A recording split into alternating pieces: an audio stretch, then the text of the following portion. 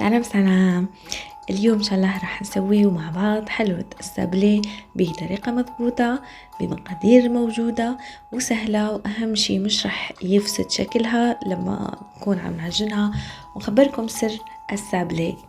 بسم الله على بركة الله. نحتاج لوصفتنا 250 جرام مارجرين، واحدة بيض، كأس سكر ناعم، كأس نشاء، ملعقة فانيلا، وربع ملعقة من خميرة الحلويات.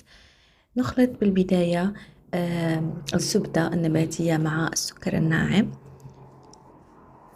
لازم انه نستخدمه الخلاط الكهربائي لانه سريع ويخليك انك تتحصلي على خليط كريمي جميل جدا كما رانا نشوفوه. من بعد هذا نضيفوا لها حبة من البيض. إذا حبيتي إنه تضاعفي الكمية تقدري إنك تضاعفي كل شيء، يعني 500 جرام زبدة وما تليه. هنايا بعد ما خفقنا حبة البيض نضيفوا النشاء تدريجيا، إنه مثل ما بنعرفه بس إضافة الأشياء البودرة تصبح عندنا غبرة وهكذا، فتضيفيها تدريجيا. هنا ضفنا خميرة الحلويات مع الفانيلا.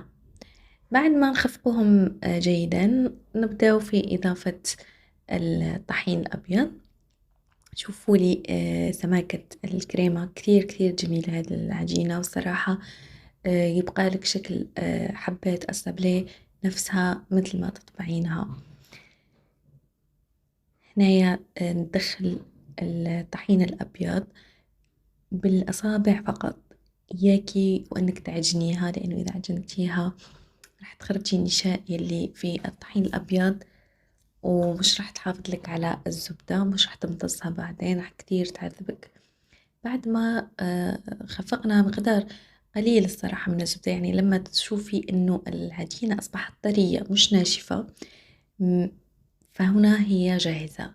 غلفتها بكيس بلاستيكي وخليتها ترتاح مدة 10 دقائق ومن بعدها نخدموا بها. هنا يفرد العجينة على سمك 1 سنتيمتر، وجبت هدول القطعات أو الطوابع، هما يجوا فيهم أشكال من الداخل كما رانا نلاحظوا. أنا فكيت الأشكال مشان نعمل الطبقة السفلية، ومن بعد راح نركبهم مشان نعمل الطبقة العلوية اللي فيها هدول النقوشات أو هذا الشيء. يعني انتي مثل ما حبيتي، أو إذا وجدوا عندك أو لا، أو إنك تقدري تستخدمي الشكل الكلاسيكي لأن أنا استخدمته كذلك، اللي فيه ثقوب في الوسط ونحط فيه المربى كثير جميل. هنا يعني ركبت الأشكال، راح نطبع ونضغط على الشكل الزهري حتى ترتسم لدينا هذه الرسومات أو أشكال أو مثل ما حبيتي سميها. هنا قربت لك باش تشوفي أكتر، يعني إنه هكذا لازم تضغطي مشان ترتسم عندك هذه النقوشات الجميلة جدا في الحبات. استخدمي الكيس البلاستيكي اللي فردتي عليه العجينة، لأنه راح يساعدك إنك تشيلي الحبات من دون انكسار، من دون أي تشوهات في الحبات، مشان لما تيجي تلصقيهم مع بعض بعدين راح يساعدوك. فوتنا صينية الحلويات على درجة حرارة 160 من الأسفل، فقط لما نلاحظوا إنه العجينة بدأت تنشف، مثل يعني إنه تحمار من تحت، نشعلوا عليها فقط قليلا من الأعلى، يعني مش تخلوها تحمار بس لتنشف العجينة. هذا هو شكلها. هنا راح تحطوا إنه في اللي مرسوم عليها وفي اللي لا، فاللي مرسوم عليها راح تكون من الأعلى واللي مش مرسوم عليها من الأسفل. أنا حبيت نجرب شي جديد، لصقت حبات السابلي بالكراميل، ومن بعد في حبيبات جربت عليهم بكريمة الزبدة من الفوق، يعني لصقت 2 بالكراميل ولصقت المجموعة التانية بمربى الفريز. ولكن الشكل التزييني حاولت اني نغير شوية، فكتير كتير طلعوا رقيقين وزكين. جبت مقدار 3 ملاعق من الزبدة النباتية مع سكر ناعم مع القليل من تقدري نسلي كراميل وإلا الكراميل العادية مثل ما حبيتي، وقليل من الفانيلا. خفقتهم بخلاط يدوي كما رانا نشوفوا، وجبتها طليتها على السطح. صراحة هذا الشكل تعبني ما حبيتوش، لكن الأشكال مثل الدمعة كتير يجوا راقين. فأنتي إذا حبيتي هذه الطريقة تقدري إنك تديريهم بطوابع دائرية سامبل يعني بسيطة عادية، وإنك تزينيها بهذه الطريقة. فحبيتها الصراحة وجد كتير كتير شكلها مختلف، يعني الناس ما عرفتش إنه هذا سابليه.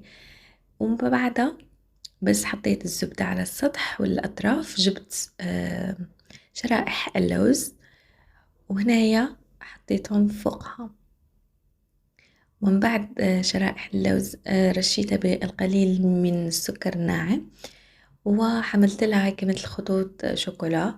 إذا حبيتي يعني هو شيء إضافي فقط، أنا حبيت هذه الفكرة وإني نجربها معاكم. نبتعدوا شوية عن الأشكال الكلاسيكية، بس حبيت. هنا استخدمت الشكل التاني تبع الدمعة، هذا ساعدني كثير لأنه ما فيهوش التواءات كتير ولا أشكال فحبيته. كما راح نشوف أنا هنا عم أحط الزبدة على السطح فوالا وعلى الأطراف، يعني إنه هي الصراحة شوية غريبة الفكرة، أو إنه راح تحسيها جديدة ولكن جميلة جدا وتوالم ضيوف، يعني إنه شكلها راقي. من بعد ما نغطي كامل الأطراف والسطح بكريمة الزبدة، ضفت هنايا شرائح اللوز، تقدري شرائح الفول السوداني، يعني إنه أنا فقط إنك أنا حبيت نصيحة إنه لازم تحمصيهم مثل ما أنا هكا عاملة، يعني مش تحرقيهم كثير بس تحميصة خفيفة. هذا هو شكلها النهائي بعد ما رشيت عليها سكر ناعم شوكولا. أما هذول سقتهم بمعجون أو مربى الفريز عادي يعني، وعملت لهم خطوط شوكولاتة إذا وجدت طبعا، وتقدري إنك تحملي لها أطرافها جوز الهند.